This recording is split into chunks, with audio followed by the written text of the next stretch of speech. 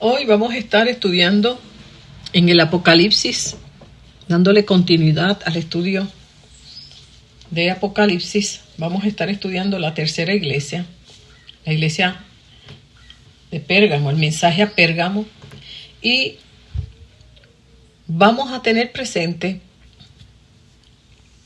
dos aspectos en nuestra vida que de la misma manera que los vamos a estudiar aquí aplicables a la iglesia, también lo podemos aplicar a nuestra vida personal. Son dos palabras que debemos tener presentes porque nos van a ayudar a mantenernos en el camino correcto. Tolerar y aceptar. Dos palabras que hoy en nuestro diario vivir las escuchamos continuamente y que si no nos detenemos a reflexionar, a pensarlas, podemos caer en la misma trampa en la que cayó esta iglesia.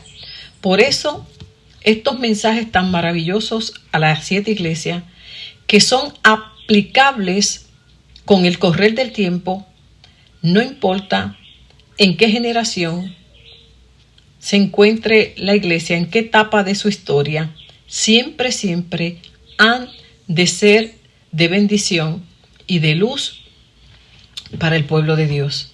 Así que, de la misma manera que este mensaje que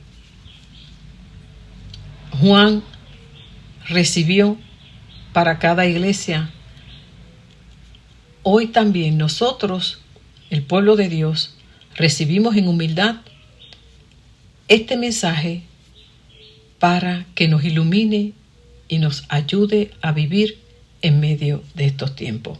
Porque precisamente el tolerar y el aceptar en muchas situaciones de la vida son necesarios para mantener buenas relaciones, mantener la armonía, mantener la paz, la unidad dentro del seno familiar, de ambientes de trabajo, en las relaciones humanas, en la comunidad de fe, en la comunidad vecinal, en cualquier ámbito que nosotros estemos expuestos, tanto la tolerancia como la aceptación son indispensables para una buena convivencia. Eso es una realidad, claro que sí. Tolerancia implica madurez, misericordia, compasión, amor, claro, benignidad. Y nos ayuda a mantenernos en ese amor cristiano que Dios nos invita a manifestar y vivir con los demás. Aceptar, que es la otra palabra, las debilidades, las situaciones de la vida, también son indispensables. Aceptar nuestra realidad para poderla entonces superar.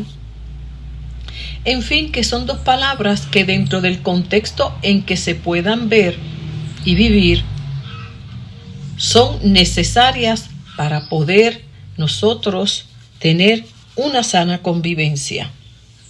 Y así también testimoniar acerca del amor cristiano. No obstante, dentro del contexto en que hoy vamos a estudiar estas dos palabras, tenemos que detenernos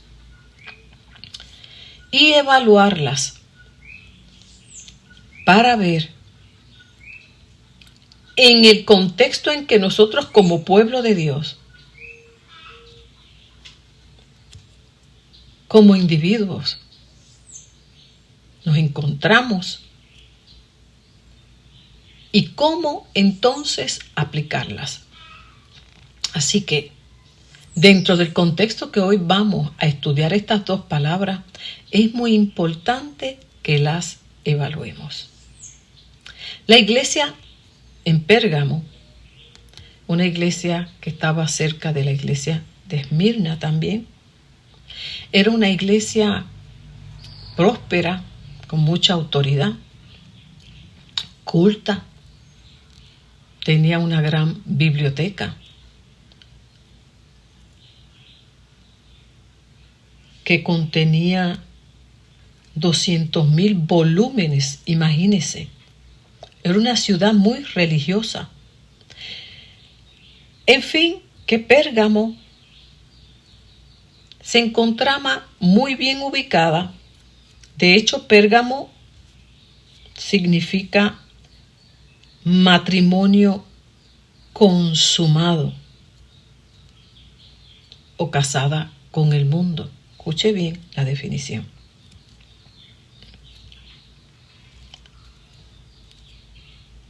De hecho, la palabra pergamino, que tiene sus raíces en Pérgamo, se comenzó en Pérgamo precisamente a producir artículos escritos con dicho material. Esta ciudad religiosa tenía muchos templos, edificios, construcciones dedicadas a ídolos, cultos. Era muy idólatra. Y es precisamente aquí donde se encontraba la iglesia de Pérgamo, en medio de una ciudad muy próspera, con una vida religiosa muy activa. Y le dice el ángel a la iglesia en Pérgamo: esto dice el que tiene la espada aguda de doble filo. Esto nos acuerda muy bien el texto en el capítulo 4 de Hebreos, versículo 12, que también señala: cada palabra que Dios pronuncia tiene poder y tiene vida. La palabra de Dios es más cortante que una espada de dos filos y penetra hasta lo más profundo de nuestro ser. Allí examina nuestros pensamientos y deseos y deja en claro si son buenos o malos. Nada de lo que Dios ha creado puede esconderse de Él, pues Dios puede verlo todo con claridad y ante Él seremos responsables de todo lo que hemos hecho. Así que también este texto bíblico señala una característica muy peculiar de la palabra de Dios.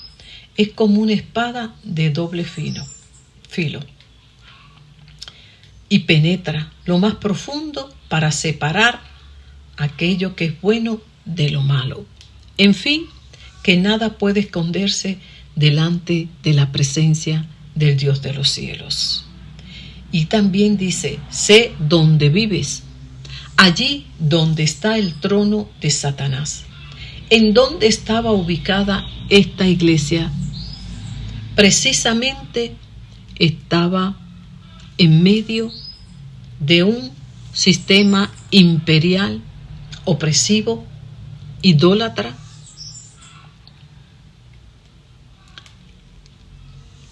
El trono de Satanás. ¿Por qué?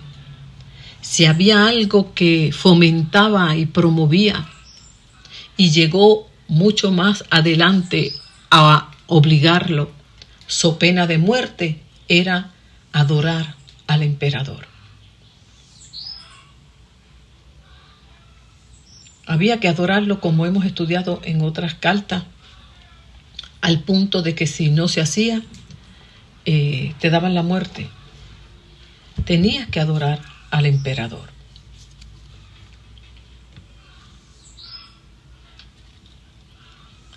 El trono de Satanás.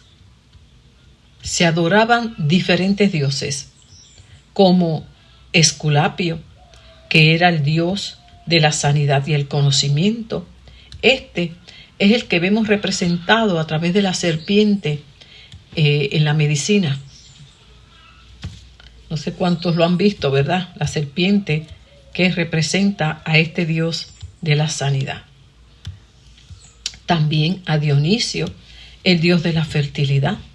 La diosa Atenea, la protectora de Atenas. En fin, que había un sinnúmero de ídolos.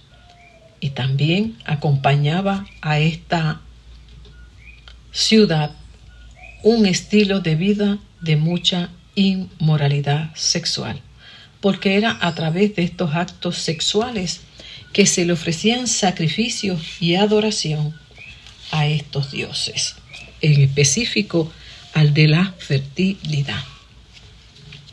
Sé dónde vives. Dios sabía en la situación en la que estaba enfrentándose esta iglesia de mucha opresión, mucho peligro, mucha persecución.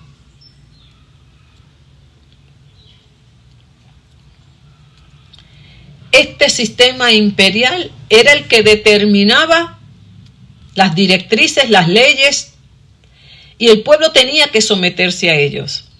Nos recuerda también los tiempos de Daniel, cuando los sátrapas, buscando cómo hacerle caer de tropiezo, también promulgaron unos edictos para atentar contra la fe de Daniel y así hacerlo caer delante de su Dios. Y ese es el enemigo, por eso se le llama el trono de Satanás, porque aunque es a través de un sistema de gobierno, no podemos ignorar que quien se mueve a través de ese sistema es Satanás, pues dice la Escritura que el príncipe de este mundo es Satanás, quien gobierna las naciones, las leyes, el sistema mundial. No son los líderes, ellos son los instrumentos, muchas veces que caen y se ponen en manos del enemigo. Y él los utiliza en diferentes escenarios, ya sea en la política, en la salud, en la educación, en diferentes escenarios que él va a poner instrumentos suyos para promover leyes que vayan en contra de los estatutos de Dios. ¿Y quiénes vamos a ser perseguidos, señalados de intolerantes? El pueblo de Dios. Por esto este mensaje es tan pertinente también como las otras cartas, porque nosotros también estamos viviendo en medio de sistemas en algunos países mucho más opresivos, mucho más abiertos y con mayor persecución, como nosotros cuando leemos, ¿verdad?, las noticias internacionales de cuántos están matando, cuántos cristianos están matando en Nigeria, en África, Pakistán. O sea, son países, China, de mucha persecución para los cristianos, donde los envían a campos de trabajos de prácticamente severos, de mucha esclavitud. A otros los encarcelan por años, otros los matan prácticamente, los queman. En la India, la persecución tan fuerte que hay, cómo matan familias enteras por causa de la fe. Y todo esto que se manifiesta viene única y exclusivamente a través del enemigo de nuestras almas, que se manifiesta y utiliza a todas estas personas para alcanzar al pueblo de Dios. Nosotros acá, en Occidente, de alguna u otra manera también estamos enfrentando situaciones parecidas. Hoy día, ¿cuántos de nosotros estamos siendo testigos de tener ahora mismo que estar enfrentando y escuchamos acerca de nuevas definiciones que el sistema quiere implantar, dice que en pro de los derechos humanos, de la igualdad, del amor, de la tolerancia, de la aceptación. En fin, que nosotros tampoco estamos exentos y estamos siendo testigos de cómo estamos enfrentando supuestas nuevas definiciones acerca de lo que es la creación de Dios, ya sea el hombre, sea la mujer, ya sea el matrimonio, la familia, manifestaciones del amor. Bueno, en fin, que estamos siendo testigos también de cómo el enemigo, a través de buenas intenciones y todo por amor, la unidad y la paz mundial, está trayendo todo un léxico que tenemos que poner atención y filtrarlo a través de la palabra. Y ahí es donde nos aplica tan y tan de manera acertada estas dos palabras importantes que le dicen a la iglesia que debe tener presente. Porque fue aquí donde la iglesia de Pérgamo fue señalada, a pesar de que había mucha persecución y aún fue testigo de la muerte de Antipas, un mártir que fue testigo fiel de su fe. En medio de toda esa amenaza, no negaron su fe. Sin embargo, terminaron cayendo en la tolerancia y en la aceptación de conductas que no eran aprobadas por Dios, por las diversas razones que fueran. El enemigo sabe muy bien que nosotros, aquellos que amamos a Dios, no vamos a consentir de manera consciente en negar nuestra fe. Muchos de nosotros que amamos al Señor, sin embargo, el enemigo que no descansa, buscará la manera de cómo hacernos caer. Y aquí hace referencia cómo hizo caer a esta iglesia. Y hace referencia a la doctrina de Balaam, que encontramos ese relato en el libro de Números, capítulos 22 al 24, para aquellos que quieran luego estudiarlo. Pero en el Nuevo Testamento también se hace referencia a esta doctrina para ayudarnos a comprenderla un poquito mejor, como lo lee, por ejemplo, en Judas, en el capítulo 1, versículo 11, que dice: siguen el camino por el de Caín y que por dinero imitan el error de Balaam. ¿Qué fue lo que hizo Balaam? ¿Cuántos conocen esa historia? Pues para aquellos que no la conocen muy bien, este personaje de la palabra en el Antiguo Testamento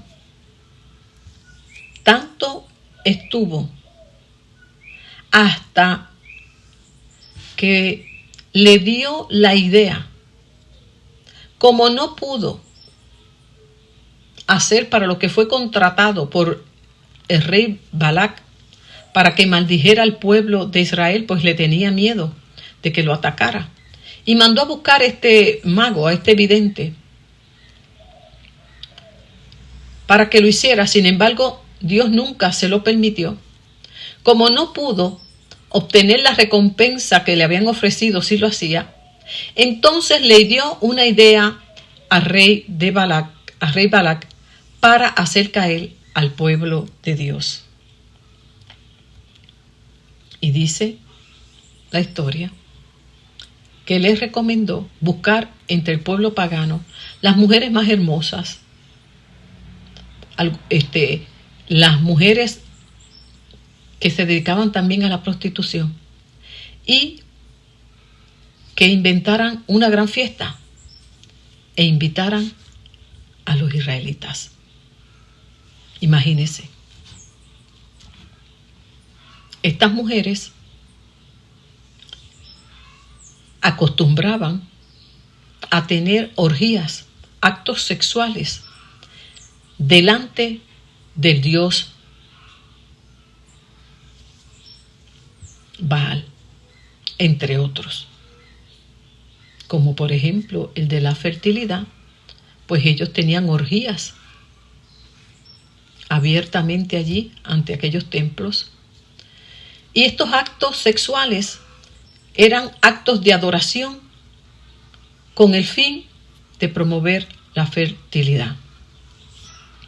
Imagínense, los israelitas conscientemente, intencionalmente, no iban a ofender a Dios ni iban a caer en la idolatría. El enemigo lo sabía. Así que se ideó un plan. ¿Cómo hacerlos caer?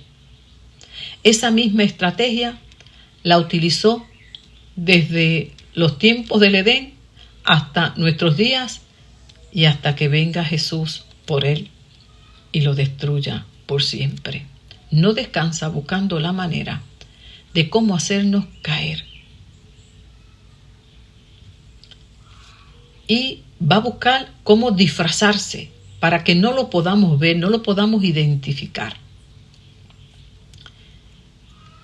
Aquí entonces los israelitas, al ver estas mujeres tan hermosas, invitados a una gran fiesta, donde iba a haber de todo, bebida, algarabía y actos sexuales, orgías.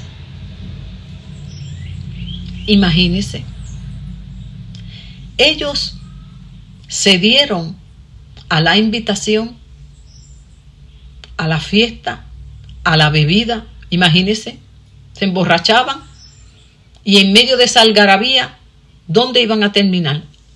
Con esas hermosas mujeres, pues teniendo sexo, relaciones sexuales. ¿Cuál era el punto? Mire cuán engañoso es el corazón más que todas las cosas. Ellos, simple y llanamente, en su mente pensaban, y como no estaba tan relacionado el acto sexual con la idolatría, según sus mentes, ¿verdad?, de la fornicación y la idolatría, pues tenían el acto sexual sin tener claro la ofensa ante el Dios de los cielos, porque ellas sí sabían lo que estaban haciendo.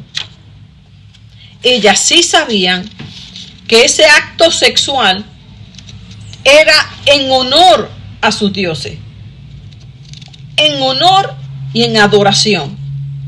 Aunque para ellos en su mente estuvieran teniendo el acto sexual, pero pensando en su mente que ellos no estaban adorando a esos dioses.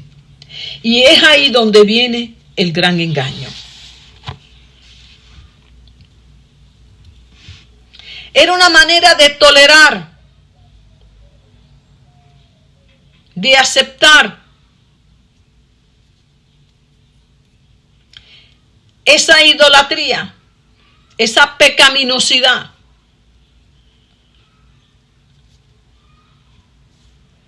No se podían mantener firmes en su fidelidad a Dios. Precisamente por haber caído en la tolerancia y en la aceptación. Tanto en esos actos como en las doctrinas de los nicolaítas, ¿verdad?, que eran libertinos, cometían actos inmorales. Y todo era una justificación. No hay problema. ¿Cuál es el problema? Eso no ofende a Dios. Entonces, estos dos señalamientos que hace Dios a esta iglesia debemos tenerlos presentes, porque hoy día corremos el riesgo también de caer en la tolerancia, en la aceptación de una manera muy sutil, creyendo que estamos todavía bien delante del Señor. Porque ellos, fíjese que dice aquí, que se mantenían fieles a Dios. Sin embargo, en su vida cotidiana había tolerancia y aceptación en aspectos que Dios no aprobaba. De igual manera, muchos pueblos de Dios sucede que le pasa lo mismo. Y en nuestra vida personal también. Somos cristianos, vamos a la iglesia. Como pueblo de Dios nos identificamos que tenemos fidelidad a Dios. Sin embargo, a causa de la presión social, a causa de todo este lenguaje hoy que define a aquellos que nos oponemos a todas estas nuevas propuestas de redefinir relaciones e identidad. Hermano, tenemos que cuidarnos de no caer en la trampa de por no y que ofender o ser estigmatizados como personas llenas de prejuicio, de falta de amor, porque el enemigo se va a encargar de traer toda una confusión. Por eso, qué importante es que podamos nosotros mantenernos fuertes en nuestra fe y que la aceptación y la tolerancia no acompañen nuestra posición de fe, pues ellas son muchas veces, en lugar de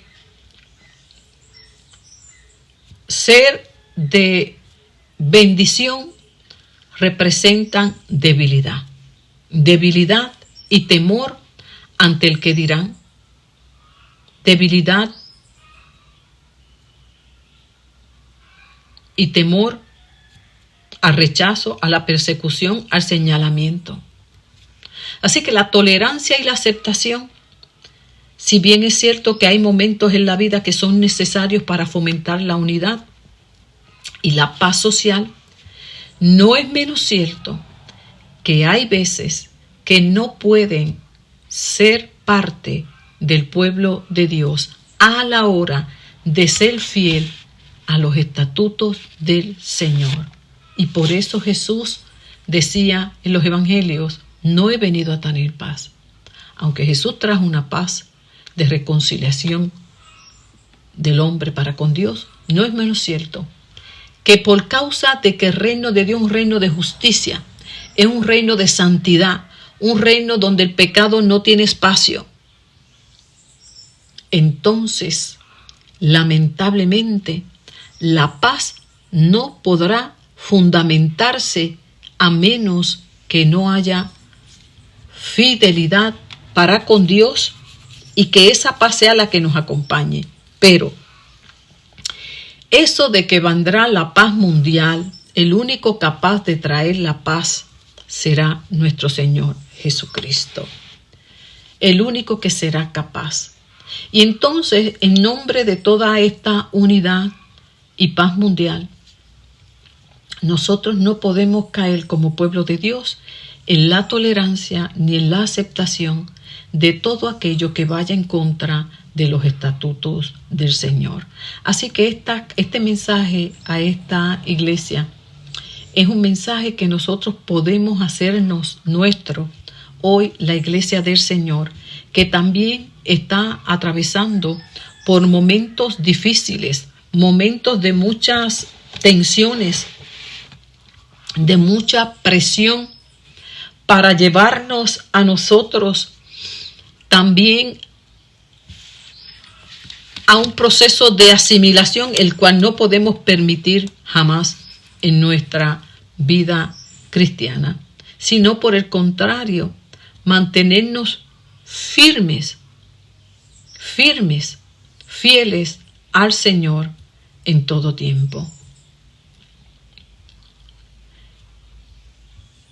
En medio de tanta confusión que vemos hoy, pues como el enemigo filtra sus emisarios en muchas iglesias, hay toda una confusión. Entonces, ¿por qué unas sí y otras no? Bueno, lo dice la palabra. Se levantará una iglesia apóstata que recibirá a todo aquel que no quiere vivir conforme a los estatutos de Dios. Y la otra iglesia, la verdadera, se mantendrá fiel y será la que será perseguida. ¿A cuál usted, mi amado hermano, quiera pertenecer? Eso cada cual lo decidirá. Lo cierto es que la iglesia fiel será la que se irá con él cuando él venga a buscar. Bueno, mis amados, y no olvidemos esta hermosa recompensa para todos aquellos que permanezcamos fiel al Señor por siempre. Le dará el maná escondido, que no es otra cosa, sustento. Nos sustentará en medio de toda la era cristiana de la iglesia. Siempre estará con ella. Y hoy también estará con nosotros. Y junto con cada prueba nos dará la salida. Y dice también que nos dará una piedrecita blanca en la que estará escrito un nuevo nombre, que solo conoce quien la recibe. Tendremos entrada al cielo y comunión con el Dios de los cielos. Así que, amado, las tribulaciones que vivimos en este mundo no se pueden comparar con las bendiciones venideras. Las tribulaciones de este tiempo son breves si se comparan con la eternidad. Nos resta permanecer adheridos a la presencia de Dios para que a través del amor de Dios y del poder de Dios recibamos ese valor para permanecer fieles y con la ayuda del Señor no negar nuestra fe y permanecer íntegros ante Él y de esa manera seguir siendo luz y siendo sal en medio de tanta oscuridad. Que Dios nos ayude a seguir hacia adelante en el bendito nombre de nuestro Señor Jesucristo. Que así sea. Amén.